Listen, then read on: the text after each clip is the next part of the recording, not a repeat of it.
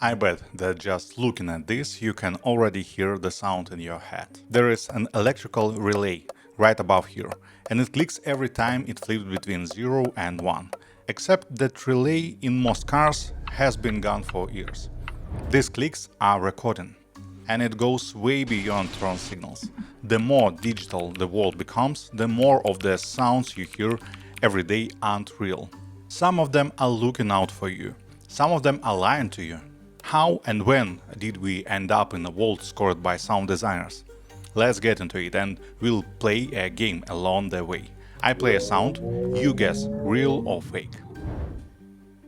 A bimetallic strip heats up. The heat makes it bend with a click, and the circuit breaks. The bulb goes out, the strip cools down, straightens back, another click, and the bulb is back on. Nobody ever designed that sound. It's simply the sound of a mechanism doing its job. The physical world reporting on itself directly, and because of that, truthfully. A creaking floorboard tells you about the wood, a whistling kettle announces the water is ready, and the sound of the car door closing tells you more than whether it's shut. It tells you something about the material and about weight of it. Sound was the perfect feedback, direct, transparent, and because of that, completely honest. Hold on that feeling of an honest sound.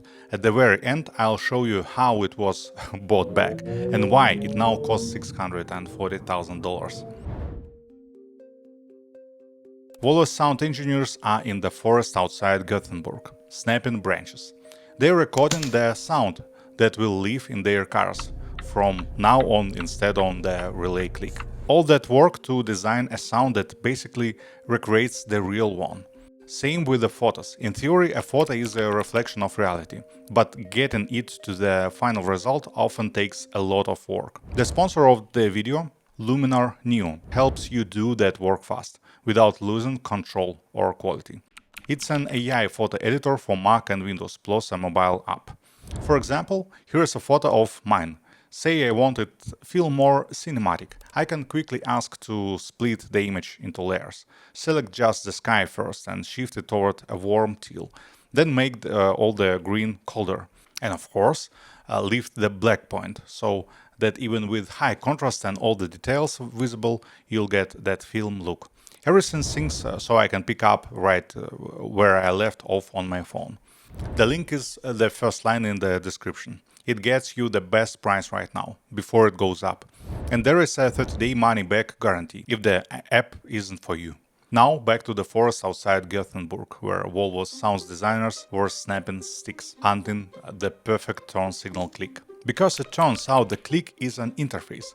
Feedback, and without it, the feature just doesn't work. People forget to turn the signal off when nothing tells them it's still on. Nobody wanted to roll the technology back. In a modern car, the blinking is controlled by the body control module in software. A relay is a separate mechanical part. It wears out, costs money, takes up space, and you can't tune its sound. Meanwhile, there is already a speakers in the dash. Bringing back a physical part just for the click would be more expensive and worse than shipping an audio file. So only one solution is left.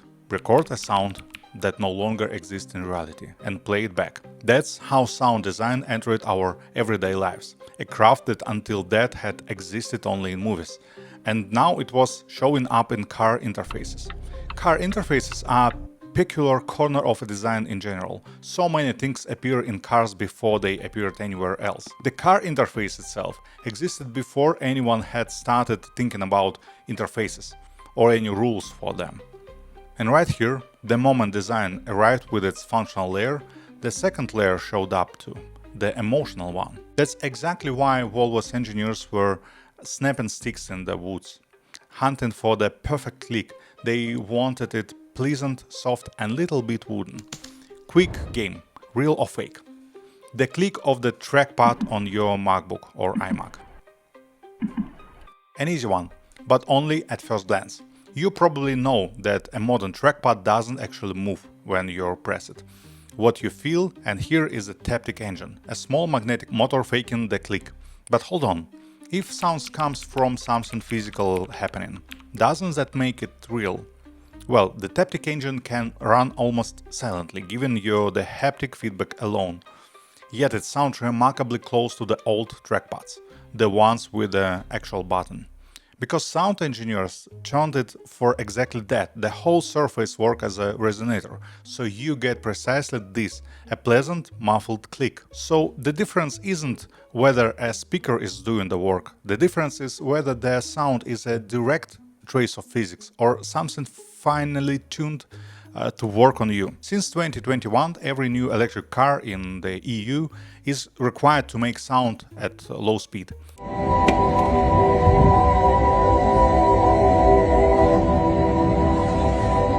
And that opens up another layer, motive. Until now, we've been talking about convenience and habit. Now safety enters the picture. In Japan, for example, the camera shutter sound on a phone can't be muted at all, so nobody can take pictures of people in secret. And ATMs, round 2, a bit harder. The sound of an ATM counting out your cash, real or fake. Even if you're taking out a single bill, the machine will rustle away in there for a good while. Plus, the logic seems obvious. If you're giving people no feedback that something's happening, and this is their money we're talking about, they start to worry. So the natural conclusion, the sound is either recorded or simulated. Wrong. The sound is real. There is a complex system of clamps, sensors and pumps in there, so even dispensing one bill involves a lot of physically loud work. The sound of typical ATMs are real thing. Twists like this are my favorite part of the job. If you enjoy them too, subscribe. 2 rounds to go. Straight into round 3. And this one at my expense. Remember that heavy thunk of a car door from the beginning? I called it honest. So, is it real or fake? Physically real, no speakers involved. But in expensive cars, that sound is designed. Engineers pick the seal, the dampers, even the mast of the door itself to get exactly that solid, expensive thunk. It doesn't lie about the material, but it is staged. One more motive. We've covered convenience, we've covered safety, and this one, to keep it from sounding sinister, I won't call it influence or marketing. Let's give it a prettier name: theater. The sound ductor is a special electromagnetic exciter. It looks like a hockey puck, mounted straight onto the firewall, the metal panel between the cabin and the engine, or at the base of the windshield. It vibrates, turning the car's body into one big resonator. So the sound is literally mixed in physically. It's a Volkswagen Group technology, and you'll find it in gas cars too, because modern engines and modern sound insulation strip away the very thing people loved cars for. Hyundai went further than anyone. Their Ioniq 5 NX out gear shift, and sound is only part of it. The car cuts torque for a few milliseconds, so your body actually feels the jolt of the shift, and if you forget to shift it, runs into a fake rev limiter and refuses to accelerate, even though the motor could just keep going. After all that, my fourth question might seem easy. The motor sound of the Ferrari Luce, their electric car, real or fake? Fine, it's an EV, so obvious the sound isn't real. Let's make the question harder. Is it pre-recorded and pre-designed? I won't drag it out. If you don't know this one, you can't guess it. The sound works like an electric guitar. There are accelerometers on the axles. They picked up the actual vibration of the electric motors and amplified. And of course, any amplification comes with a certain distortion shape to create the effect thereafter. So on one hand, this sound is far more variable than pre-recorded engine note, or even that carefully tuned trackpad click. Better yet, if something ever goes wrong with that part of the car, you'll hear it, like in the good old days. On the other hand, the engineering of theatrical sound design is still right there. Notice what happened over the last 100 years. Sound used to be glued to physics. It clicks, the relay is working. A direct connection, no middleman. Then we slid a layer in between, the sound and the machine. The sound is one thing now, the machine another. Baudrillard called this a simulacrum, a copy without an original. He himself took a dark view of it.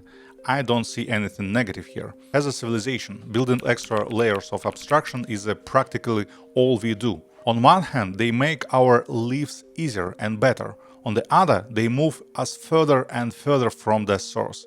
The way gold became paper and now numbers on the screen, even though gold itself was already an abstraction of value. But back then, still with a direct connection. That's why the Luce impressed me so much. Its creators live in the modern world. They have no choice about working at the level of abstractions. And they still manage to restore a direct connection with the physical world. But make no mistake, the relay isn't coming back to cars.